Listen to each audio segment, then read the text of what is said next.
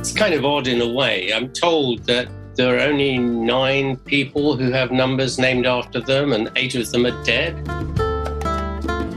I think the one thing that has completely blindsided us over the last decade and a half has been this absolute torrent of epidemiological studies published showing that the single best predictor of your psychological health and well-being, your physical health and well-being, and even how long you're going to live into the future from like now, is the number and quality of close friendships you have. So I'm going to step in it here. Let's talk about men and women. Hello, everyone. I'm Larry Weeks. Welcome to another episode of the Bounce Podcast.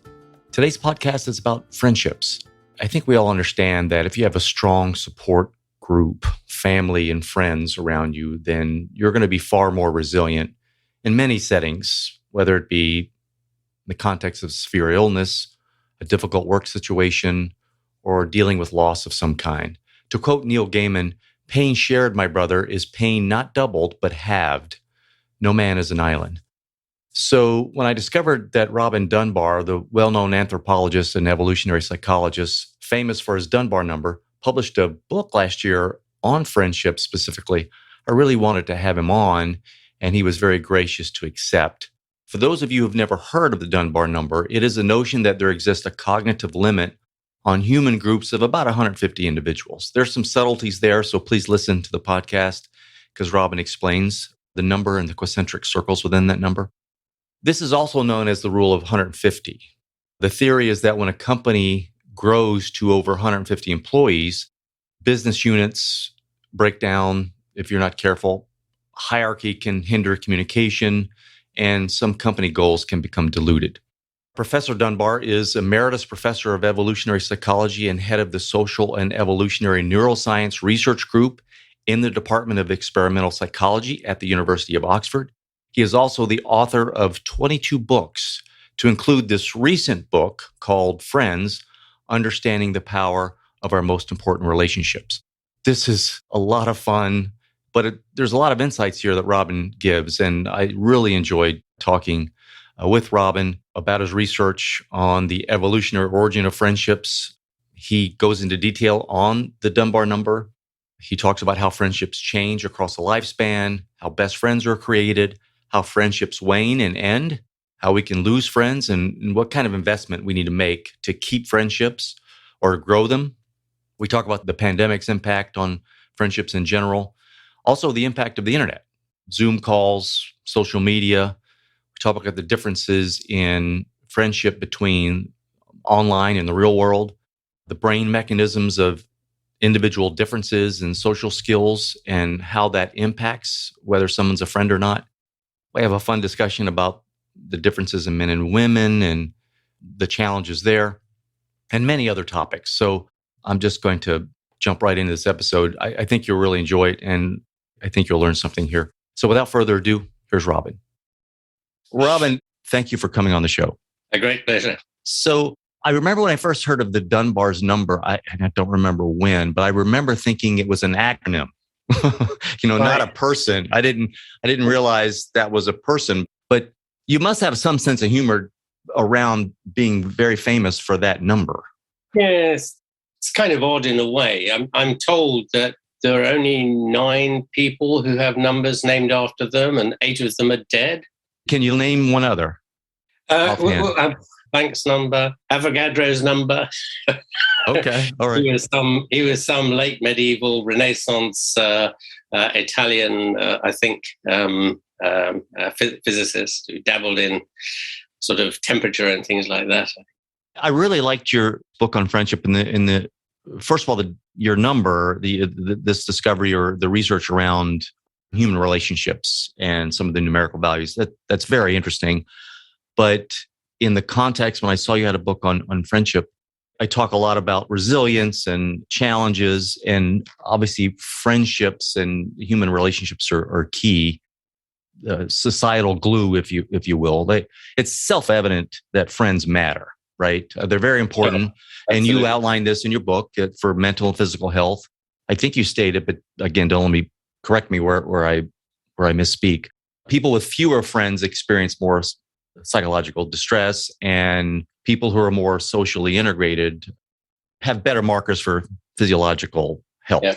It's even more than that, actually. And I think the one thing that has completely blindsided us over the last decade and a half has been this absolute torrent of epidemiological studies published showing that the single best predictor of your psychological health and well-being, your physical health and well-being, and even how long you're going to live into the future from like now, is the number and quality of close friendships you have. And that overrides all the kinds of things your friendly neighborhood doctor worries about on your behalf, like how obese you are, how much exercise you take, how much alcohol you drink, how many beef burgers you eat, the quality of the air you breathe in your local neighborhood. All these things aren't unimportant, but they kind of come really second, some way behind, just simply the effect of having friends. That and quite why that's so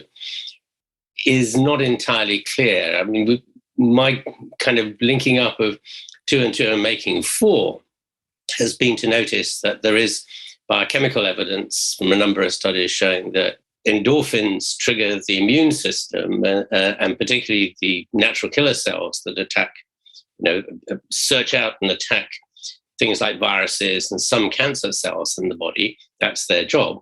They're triggered by the endorphin system in the brain, and the endorphin system in the brain is triggered by almost everything we do with our friends, from chatting together, eating together, praying together, laughing together, dancing together, singing together. All these things trigger the endorphin system in the brain because they're part of the bonding mechanism.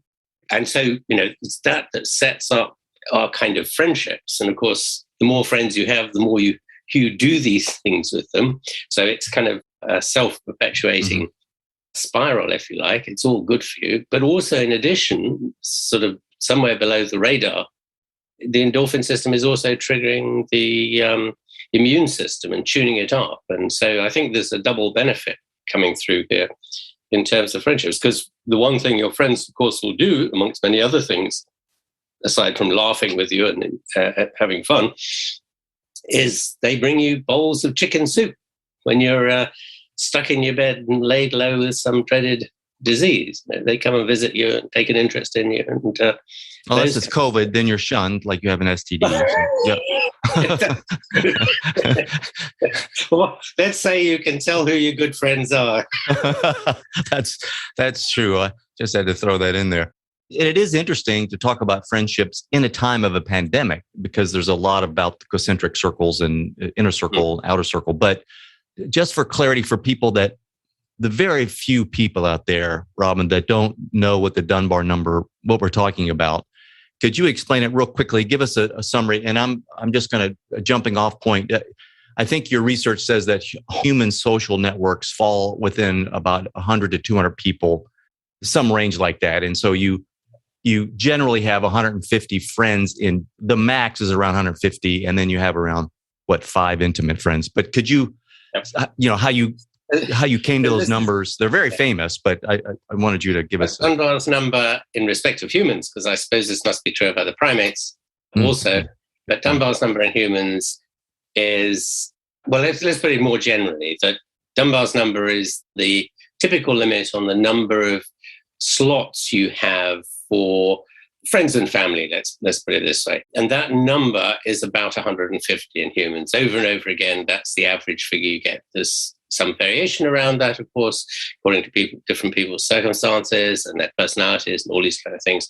But 150 is very much the average. And that sits on a very nice line with what we see in other monkeys and apes. They just have much smaller values. And this is a consequence, essentially, of the size of our brain, and in their case, the size of their brains. But it turns out that this 150 people you have in your social world, your social network, is not kind of amorphous. It's very clunky.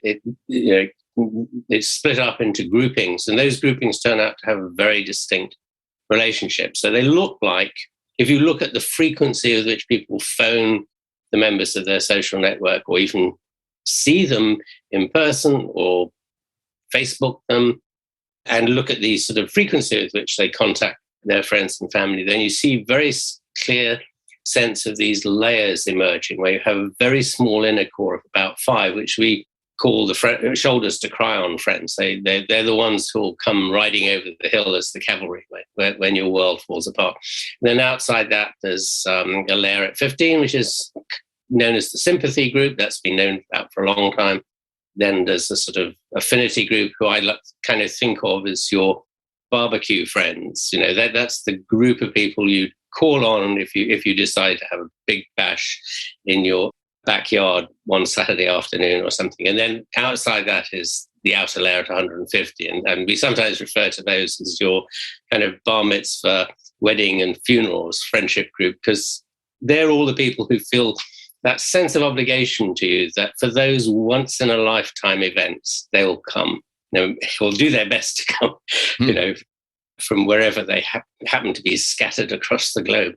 That 150 seems to be the limit on the number of people you can have kind of meaningful relationships with them. And I've been known to describe it as the kind of people who, if you saw them in the departure lounge at Hong Kong airport in the days when we were allowed to fly at 3 a.m. in the morning, you wouldn't hesitate to go up to them and clap them on the back and said, "Fancy seeing you here. Good to talk to you. Haven't seen you for a while. Let's catch up." Because you know where they sit in your social world. They know where you sit in your social world. And that relationship has history. It goes back in time to some earlier part of your life. So you've known them, a fair while. What's interesting about that is that in small scale societies, all those people are extended family.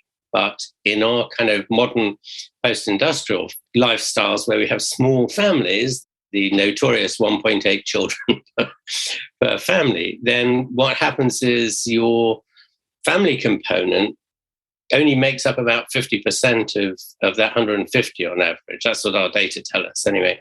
And so you have lots of free slots. And that's where friends, in the usual meaning of that sense, then get slotted in. They're in a way substitute family, if you like, but they're not as robust as family in the sense that family ties seem to be, sort of multidimensional. And again, in the next layer out, 15, your sympathy group, it'll be, 7 from extended families, 7 friends, and the odd one to make it up. It's really evenly split in there. And what's odd about that, actually, a number of times people have come up to me after I've given a public talk, to a lay audience and said, I come from an enormous family. I've got 40 first cousins. I have no friends as a consequence because it takes me all my time to get around my cousins. But my husband or my spouse, comes from a very small family and has very few relatives and all his slots of friends. That seems to be quite common. And its case seems to be the case that family take precedence. So this is water finding its level. These aren't rules, right? These aren't like you can only have 150 outer and then 50, right? This is just how it kind of organically you've observed over the course in primates and then humans, and then and probably a ton of research as armies and what have you. You've seen these numbers kind of fall out this way. So we have the outer circle, max around 150, and then let's say good friends. So is an acquaintance outside in that 150? They're the next layer out. There's another layer that goes out to about 500, which we refer to as acquaintances. So most of those people out there, you know them well-ish. You work with a lot of them. You might go and have a beer with them after work or something like that. Or it might be your friendly neighborhood barista that you collect your latte from every morning on the way to work in the days where we went to work and could collect lattes from baristas. And you might have a, passing conversation with them. You kind of know who they are. They recognize you. They know your little foibles and vice versa. But you would kind of never invite them back to your big party back home. Got it. So it's those sort of people. It's very distinct from anybody outside that circle. Because the people outside that circle of 500 are people you recognize, but they don't know who you are. So all of us, dare I say it, have, Donald Trump and Queen Elizabeth in our outermost layers, in the sense that if we were walking down the street, they came up the street, we would recognize them instantly.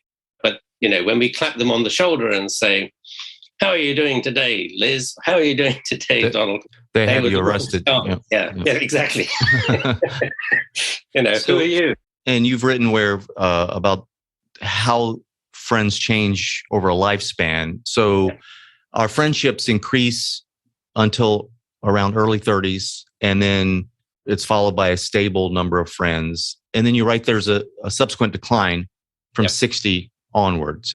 Is that just you're just not out and about as much, or is there anything else going on with that decline? Or is that just a matter of exposure?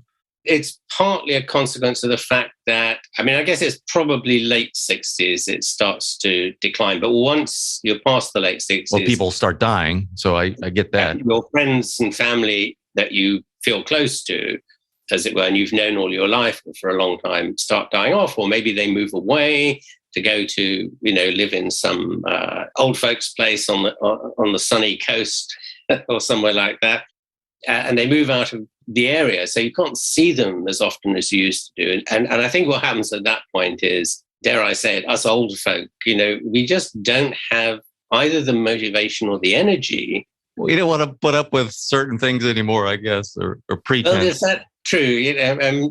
To make a friend, you have to put your best foot forward to some degree. A lot of that takes effort, I'm assuming. Well, one estimate is it takes about 200 hours of face-to-face contact over a matter of a few months to turn a stranger into not necessarily your best friend, but a good friend that you would feel is part of your general inner circles. And that's a huge investment in time. And I think, when you get to that age, you don't know where to go anymore to meet people. If you're 18, 19, 20, you kind of know the local clubbing scene. You've got contacts who are happy to go with you because they're going. Whereas, you get to the other end of life and you feel uncomfortable going to most of these places, and you don't quite know where to go anyway. And if you do go, you don't know what people talk about anymore in that sort of... That's not good music. All that new stuff is no good. So you just explained the phenomena of the villages here in Florida.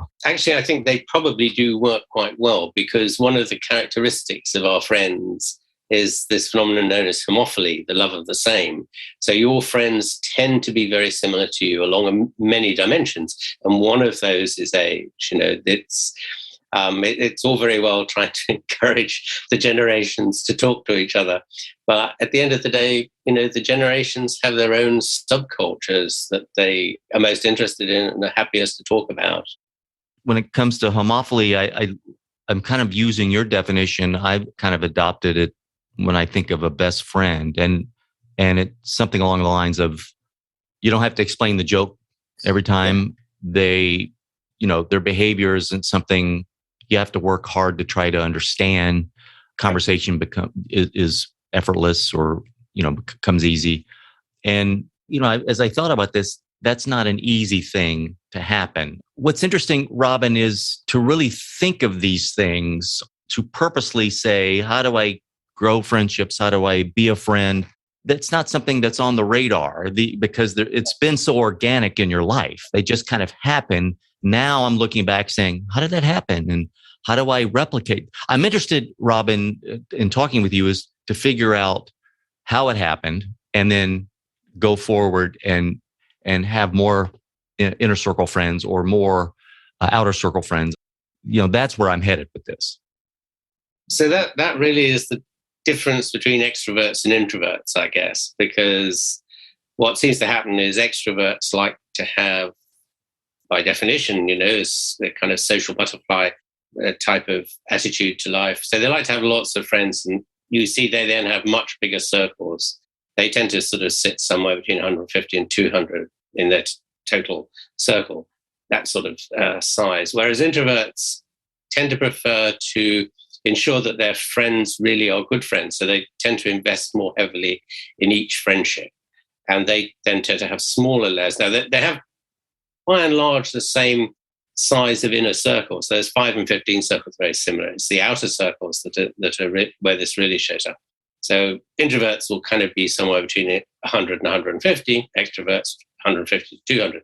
And that's a consequence of their choices they make about how to distribute if you like, their social capital. And their social capital in this sense is their time, investing time in their friends. And introverts seem to take the view that they would rather their friendships were secure and worked well for when they need them, that if they go and ask somebody a favor, they're going to say yes.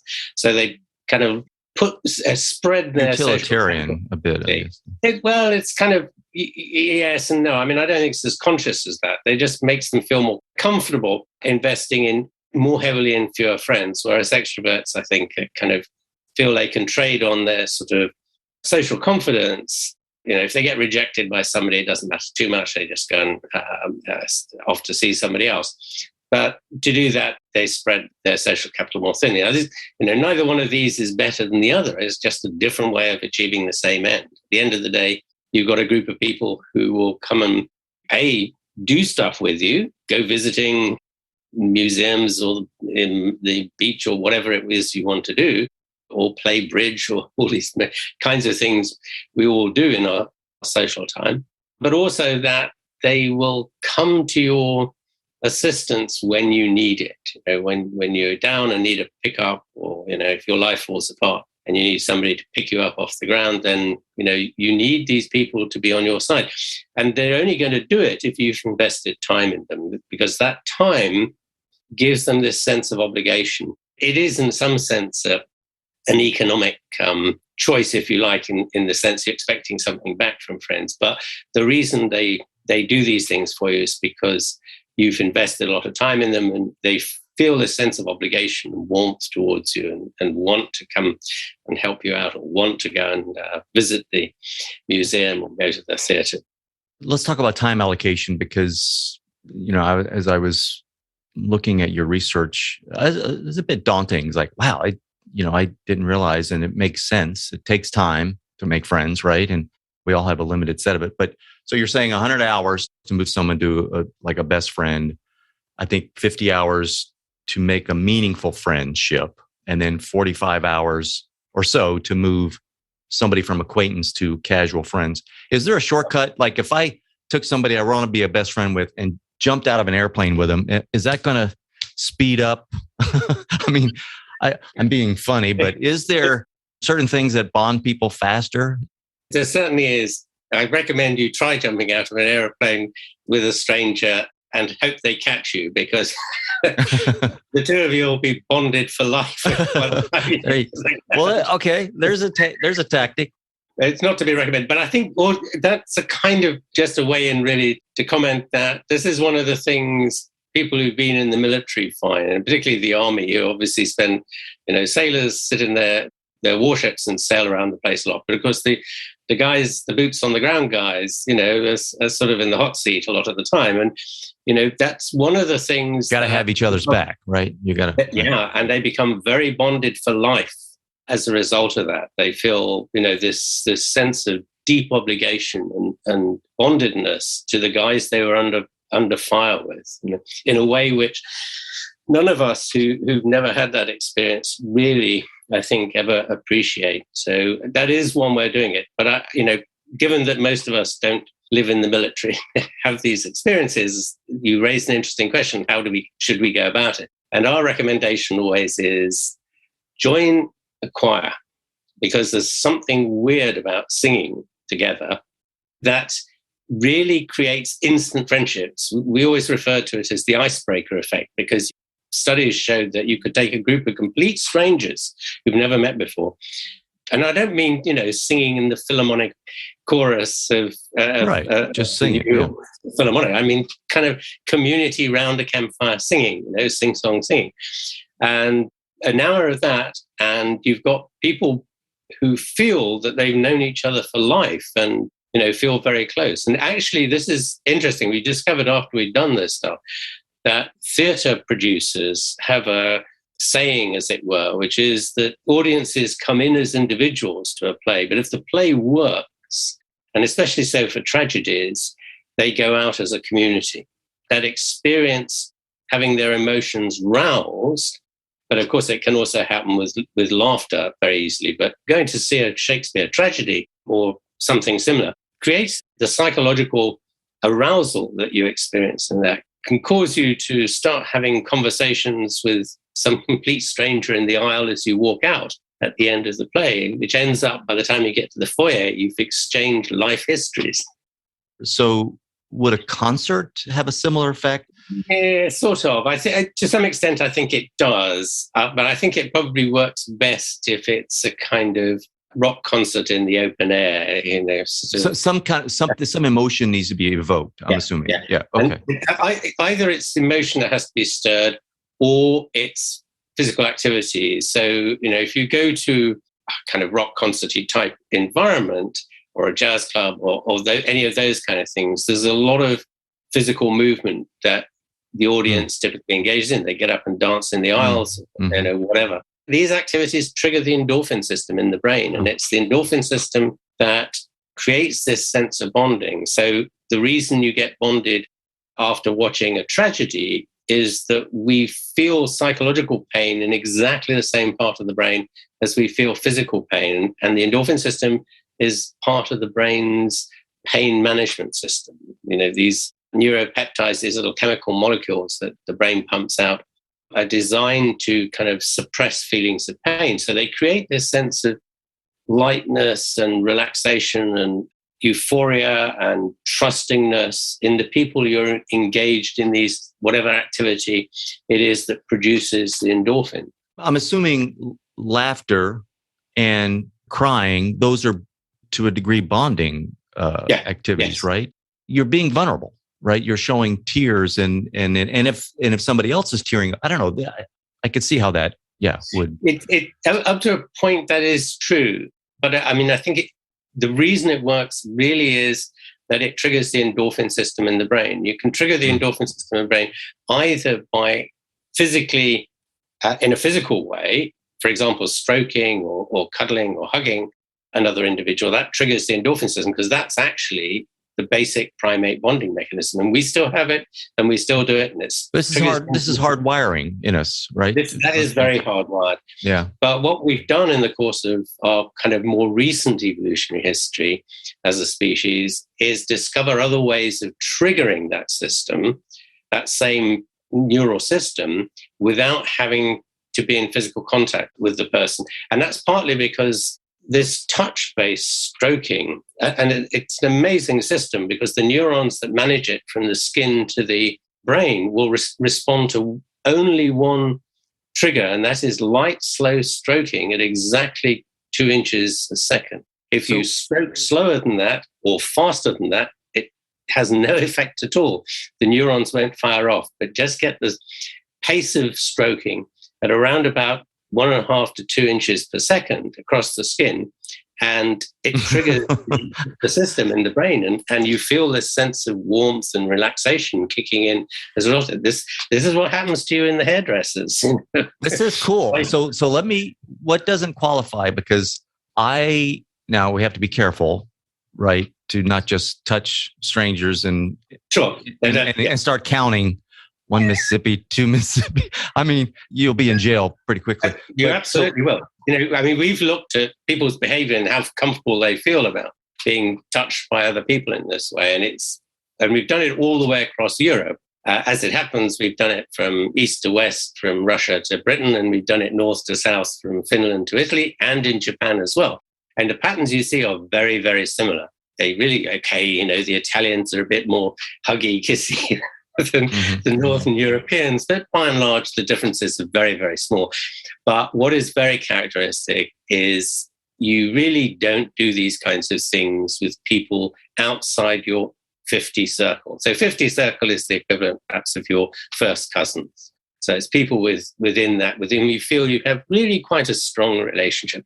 And they're the people you're happy to sort of hug and, pat on the shoulder and all these kind of things on a regular basis. And then what we've had to do to create these much bigger groupings is find ways of triggering the endorphin system that do not depend on physical contact. And the behaviors which have turned out to be very effective in triggering the endorphin system are laughter, singing without words, I should add, dancing, the rituals of religion, feasting together, eating together, that is, and drinking alcohol together. Alcohol seems to trigger the endorphin system extremely well, and telling emotional sob stories. with all those things, you can trigger the endorphin system on your own. I mean, that's what, joggers do, or those who go pumping iron do every morning. They trigger the endorphin system. But if you do it socially, it ramps the effect up massively compared to doing it on your own. That's interesting. And the other nice example of this is laughter. So we're 30 times more likely to laugh at a comedy video or a comedy film if we do it in a group of 4 or 5 people, obviously a bigger audience. Because we're signaling to the other people, right? We're not really. No. This is. I mean, there is in some sense always a little bit of this kind of signaling going on, but the real underpinning work that's done is the endorphin system being triggered, and somehow doing these things socially ramps up the effect dramatically and makes us much, much more bonded to the other people. You can sing in the bath or the shower, by all means, and you might get a bit of a buzz from it, but it is nothing compared to the buzz you get from doing it with 4 or 5 other people. This is interesting. This is very interesting, Robin, because just when I reflect on it, I could see it. I could see these effects, not knowing what was going on, but just look. So go back to the touching real quickly. Is that bonding, touching somebody on the shoulder? We're not talking about pulling bugs out of people's hairs and that kind of social grooming, right? No. Although astonishingly, people actually do that. I mean, even in the modern world, people do play with hair. I mean, if you really want to see it, just watch mothers with their young children. They fill with the kids' hair if the kids come and sit beside them in a way which is basically just grooming, the way all monkeys and apes do it. But what seems to be important is moving the skin. It's the pressure put on the skin triggers the receptor cells buried in the skin. So it's anything in the way of obviously probably persistent stroking is very good in that sense, but you probably only do that with a very small number of people. But the kind of more generalized hugging and patting and walking arm in arm with people in the way that we all kind of do with our good friends, all that physical contact, triggers the endorphin system. And of course, it's kind of, I guess, a little bit hard sometimes to separate out the other effects because, if you're walking down the street, arm in arm with your best mates, as it were, after an evening out on the town, you're probably doing a bit of singing as well. Yeah. It's interesting. I spent time in India and I saw men hold hands, just like, I wonder how much we've lost with the pandemic when we don't shake hands anymore and we don't hug, and, hopefully all that will come back. I think so. I mean, at the end of the day, shaking hands with people seems to be very, very visceral. And particularly with strangers, that was the one thing that came out very strongly out of this enormous survey we did around Europe and Asia. The one bit of the body which was permissible to touch for strangers. And the way we did this was we asked them, think of somebody in this particular category to you, in that particular circle, male or female, separately, a family or a friend. And we went through the circles, and then we had acquaintances and strangers of both sexes. And the one and only place you're allowed to touch strangers was the hands. The rest of it was kind of no-go territory. That must be very, very ancient, that it holds so strongly, that it's kind of a gesture of friendship, but I'm not getting too close. I'm giving you the furthest possible contact I can manage. That's reasonable. But I think everywhere else then depends on the quality of the relationship, how emotionally intense, if you like, the relationship is. So the more close and emotional the relationship is, the more of the body that's allowed to be touched. But you're right. I mean, anywhere in the Middle East, in Africa, India, probably a lot of South Asia as well. It's not uncommon for guys to walk down the street, holding hands or something like that. It's a very casual gesture. I thought it was very cool. Yeah, in fact, it's probably bizarrely. I mean, if we were to look in a kind of any street in the US or Europe, if anybody's holding hands aside from people obviously in a romantic relationship, it'll be the girls. Whereas in a lot of these cultures, it's verboten for the girls to hold hands. The guys that can do it. So what do you know about proximity or the importance of proximity? Obviously, the pandemic just wrecked that, right? We weren't face to face. We weren't in real life with each other. We all got on Zoom. I remember for a while we would, my wife and I would do Zoom happy hours with our friends. And by the way, it was surprisingly pleasant. It worked better than I thought it would, that kind of thing. But I experienced something when the first wave of the pandemic hit. We went out and watched a concert in a neighborhood where we all just stayed in the driveway. In other words, right. We were all 6 feet apart or further. We were probably 15 feet, 20 feet apart. And I had a good friend across the street sitting in a lounge chair, and we were talking, like I said, it was probably 10 feet apart. It was weird. I left there feeling disconnected.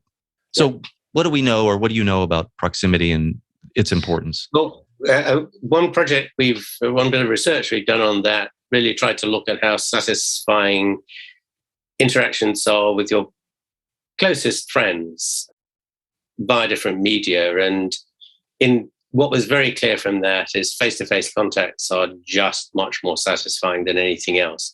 Least satisfying with kind of text-based, perhaps for obvious reasons, text-based media like email and, sort of social media. Phones weren't didn't do terribly well either, by comparison. Interestingly enough, video embedded, this was done before the sort of Zoom and the current sort of much better, much improved versions of these kinds of things. But so all we had was Skype, which was still quite clunky then, I think.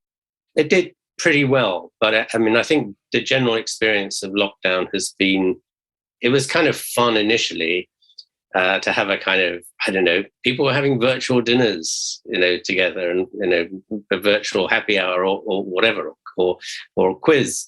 But it kind of palled after a while. And I think the ones that really survived were ones done with close family or very, very close friends, the sort of generic friends. Really. Yeah, it was way more difficult to kind of structure it. Yeah. And part of the problem is you can only have, in real life, you can only have 4 people in a conversation at any one time. That's an absolute cast iron upper limit. And what normally happens... Say that again. Sorry, Robin. Say that again. You can only, in real life... have 4 people in a conversation at any one time, right? If a 5th person joins, that will split into 2 separate conversations within about 30 seconds. Right? Okay, let me park there just for a second, because I've been thinking about a mastermind dinner and having people to have these kind of conversations. Now you're making me think, do I just have 4 people? Sorry for being detailed about this particular thing, because I'm really curious about it. Is that a disaster? No. 8 is probably better, because the whole point about, if you look at, let's say, a reception where people are free to move about, that kind of environment, right? What you will say, let's say a wedding reception where most people know each other, so it's not that they're meeting strangers. What you'll see is conversations constantly forming and breaking up all the time. And you see this upper limit at about a 4 really very nicely. And we've shown it both in European and in Middle Eastern culture. So this is clearly, not just sort of something restricted to the Western world. Part of that is just the difficulty of hearing what the speaker is saying across the circle formed by the people, but it's also partly about speaking time. So what happens, you can have 10 or 15 people in a conversation if you like, but the only way you can do it is if it becomes a lecture.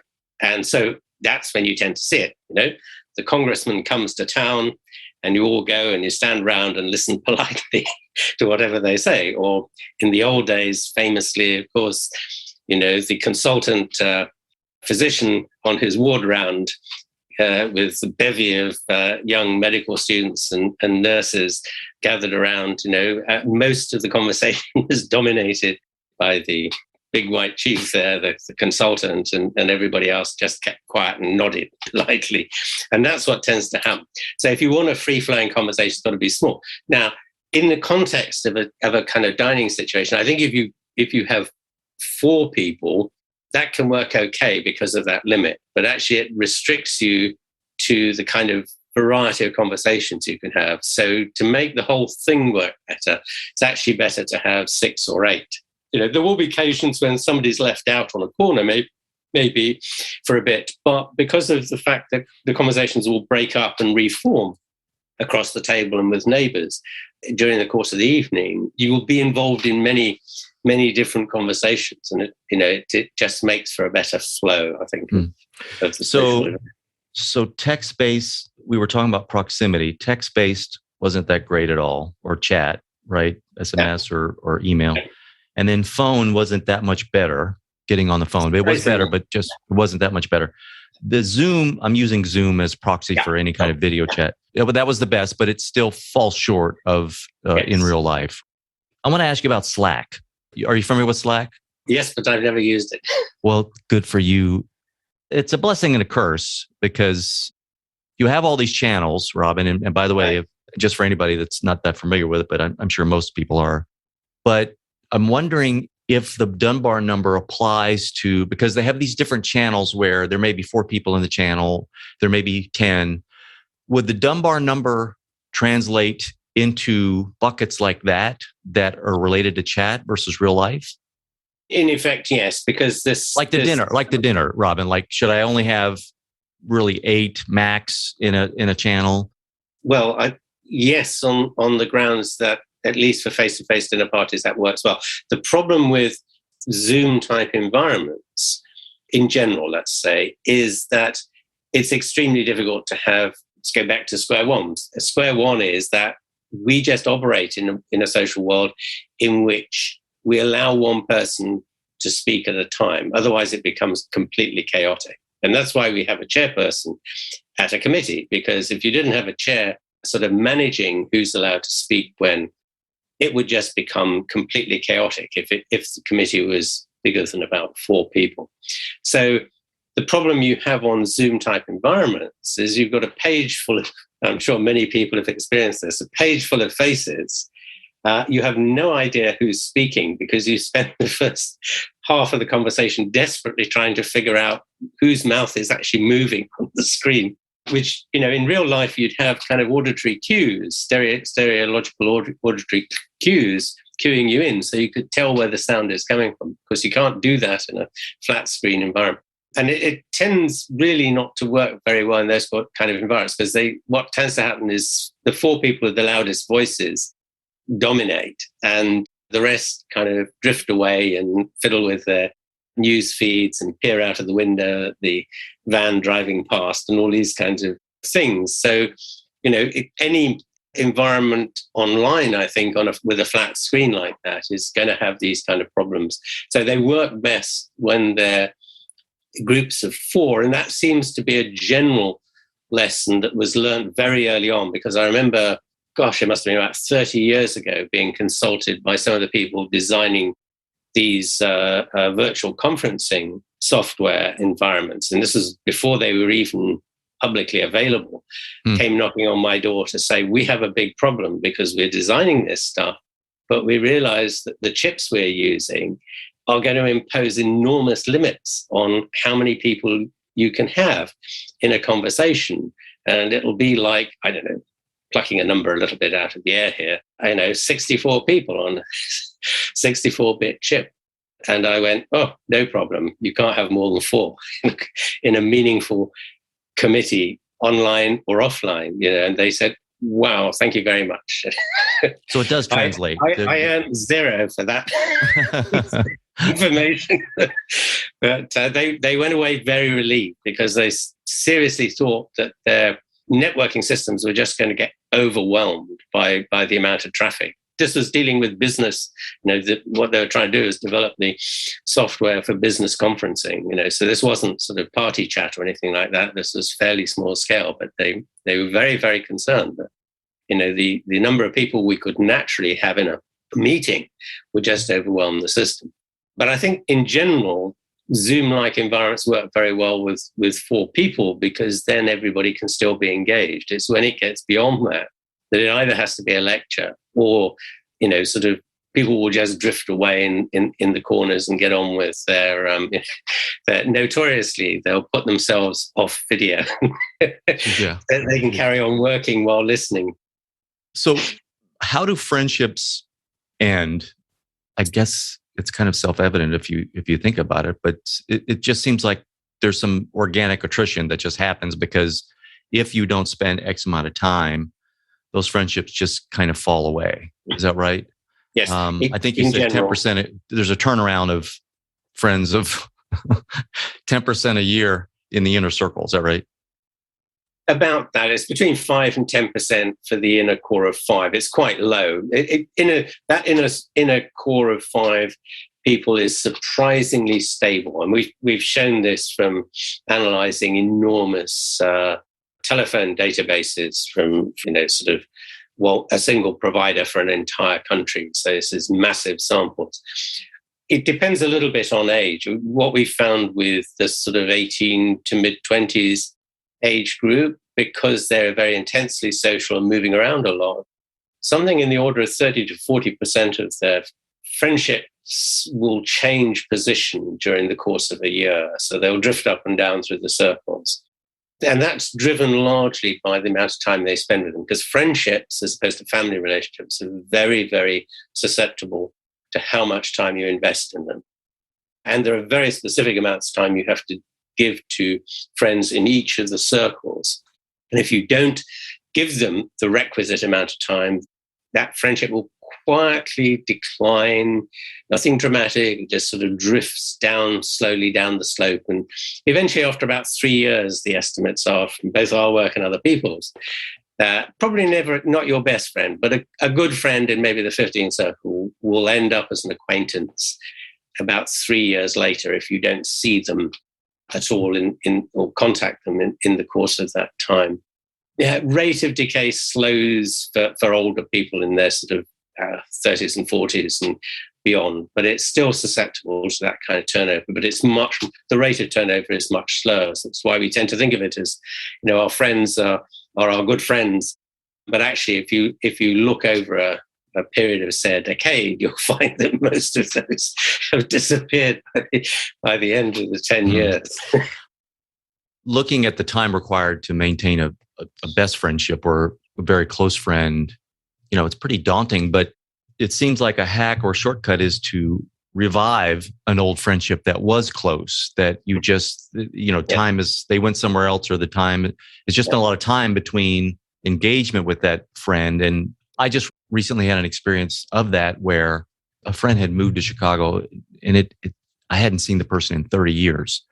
And first we talked on the phone a few times, said, "Hey, I'm coming into town. Let's have a little reunion with another friend who I hadn't seen in 30 years as well." And it'd been a very long time. We got together. I was apprehensive at first, like, okay, we're going to meet. How much different are we? Like, I've forgotten what brought us together in the first place. But I knew, I had fond memories. But I was like, there's so much has happened in 30 years. What are we like? We sat down, and Robin, it was just like a time machine. Like, right. Yeah. After about 15 minutes, I saw why we were friends. We picked right up, and physically it was weird because it did look like we had just traveled in time, and boom, because we were the same in essence. We may have had different views politically or what have you, but that bonding, however it happened, was still there. Whatever we saw in each other, the easy conversation. And I just want to encourage everybody, if there's been some long lost friends, re-engage with them. Just reach out. It was incredibly pleasant. I quite agree.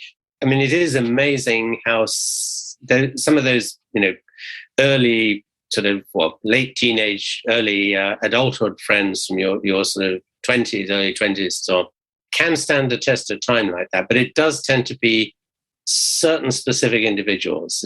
There are, I'm sure, Larry, there are many individuals. I'm sure. I lucked out. We lucked out. Yeah. Well, that was, it's but it's worth it. It's worth.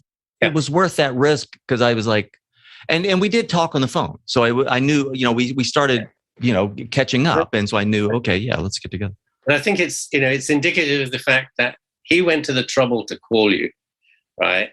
Because what that means is he felt that relationship, worked so well that there's at least some hope that, you're not going to put the phone down on him and, pick up. But whereas there are many other people, clearly from that period of your life or anybody's life, who you would never bother to think of, even if you were in the same town, ringing up, and they wouldn't even consider ringing you up. And that's kind of indicative of the quality of the relationship you probably had back. It's these few, and I tend to think of them, as the ones you do lots of emotional stuff with. You went out about town together a lot. You kind of went to the baseball together, if that's what you did in that period of your life. You did a lot of dancing with, a lot of singing with, a lot of late night emotional talks about, the state of the universe and the state of the union and all these other things that people talk about at those kind of ages in particular, and you laughed a lot together. And it's all these things that kind of grinding in stone the quality of that, the emotional quality of that relationship. So it has that lasting quality to it. It's not every single person you knew at that age. You've written about some essential rules for maintaining friendships. I've got about 6 here. Some of them are: you stand up for a friend in their absence, you Right. share important news, you provide emotional support when needed, you confide and trust in each other, you volunteer to help when needed, and you make an effort to make the other person happy. Now, these seem, again, obvious, and I certainly see these in my very close friendships. But there is maintenance in friendships, and I don't think I'm not sure we're all aware of that. It's like we just think it's this organic thing, but we need to think about it. We need to put some effort into our friendships if we hope to keep them. If people wonder what's going on, what happened to my friends? Well, what are you doing? Right? Yes, What exactly. is you? Yeah. And here's a big difference between family relationships. Conventional friendship relationships is friendship relationships require maintenance. Family relationships tend to come much more maintenance free because they're heavily interconnected. Everybody is kind of this spider's web of kinship that links everybody together. And there are multiple channels by which you can hear how different members of your family network are getting on. Help to keep everybody locked in place. Whereas friendships tend to be much more dyadic in some sense. They don't have this kind of networky sort of structure. And therefore, they're much more fragile to lack of investment. So you really have to keep working on them and keep doing stuff. But there is a big difference between the way the guys and the girls do this. And this caught us completely left field because we had no expectation of this. But it's sort of emerged in the last 5 years maximum, I would say, in a lot of the work on friendship, and particularly in our work. The way girls bond their relationships is talking together. And talking together has zero effect on the quality of boys' relationships, I'm afraid. What bonds them is doing stuff together. And that doing stuff together may be climbing mountains or, canoeing or swimming across the harbor or, sort of just having a beer together in some local bar. It's these activities. Playing tennis, whatever, bowling, whatever takes your fancy. And it's much more like being a member of a club, a boys' social world, I think. And in this sense, whereas girls' relationships or girls' social world is much more intense and specific to the individual. You're my friend because of who you are. Whereas in a boys' social world, it's kind of more like a club. You're a member of the club and therefore my friend because you can do these activities with me. It doesn't matter what that activity is. The activity defines the club, and these are the things we do when we get together. And they are very, very different. And it's as well to remember that because it sounds like a stereotype. To some extent it is, but that's very clearly how it works. And you can't kind of force one into the other because it simply just doesn't work. And of course, it raises the eternal question of, in that case, how do the two sexes manage to mix together? Well, I'm going to step in it here. So I'm going to ask you. I'm going to have you step in this. Okay, so let's talk about men and women, and let me just clarify: cisgender men and women. Okay, Yep. So when the late Nora Ephron wrote her 1989 movie When Harry Met Sally, she was exploring that whole question of can men and women be friends? And in the movie, if everybody's seen Harry Met Sally, Billy Crystal playing Harry, asked that question, was answering that question. Men and women can't be friends because the sex part always gets in the way. What's the truth here? The answer is the film was absolutely beautifully constructed. on real life, if you like. I mean, it is in some sense a problem. But if you look at the kinds of very close friends that people have, particularly women, because women tend to have a best friend, well, sometimes there's a best friend forever, in addition to their romantic partner. Now, that best friend forever is nearly always, not 100% always, but 85% of the time, it's another woman. Very occasionally, 15% of the time, it's another man, as it were. But one of the commonest kind of comments that you get from people in research on this area, from the women, is they just don't get the same emotional kind of mix and buzz from relationships with men as they get from women. These very intense kind of platonic friendships, heavily built on trust, so you can kind of, explore yourself and your interactions with the complicated world out there, which men just don't seem to do. And then when they try, they're not very good at it and usually mess it up.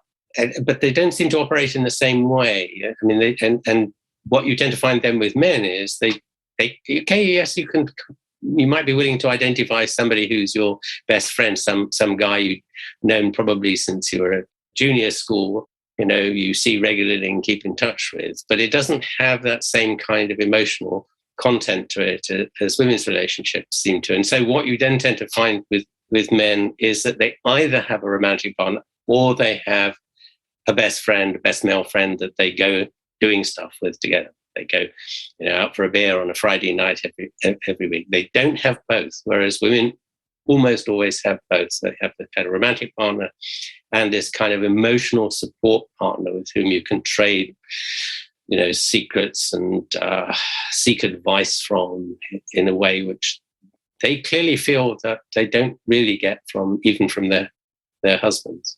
So yes, men and women can be friends, but it's rarer. I think the problem is it's not impossible, but what women generally find is they just have to work much harder. That's with a male friend than with a female friend, because the guys just don't respond in the same kind of way. So they find it just less satisfying. Right. These are the friends that are these kind of best friend forever friends, the ones that kind of carry you through the ups and downs and the crises of life. They really are the shoulders to cry on friends that really, really matter to you, and you have to get right. And that seems to be particularly important for women, much more so than guys. Yeah, and I could see that each gender has its own challenges, whatever they may be. Yeah. So when you have the same gender or identification, then there's a shared context in the conversations, what have you. Robin, this has been absolutely fascinating, and it's such an interesting subject to me. And now I have this new pair of glasses to see interactions in. Well, listen, what about an hour and a half on a podcast? Does that move you closer to? We're laughing together. So Larry, we've shared so many secrets. So many secrets. Yes. Robin, thank you for coming on. It's a privilege talking with you. Thank you so much for sharing this research. And I'm going to point people in the show notes to the book. It's a great book. So again, thank you very much. You're very welcome, Larry. Well, that's a wrap. Thank you for listening. If you enjoyed it, do share it with your friends and on your social platforms. Big thanks to Sam Williams, my audio guy. And the beautiful bumper music you're hearing is Michael Petrovich's Bella Luna. For all my show notes or resource links, visit LarryWeeks.com, and we will talk again soon.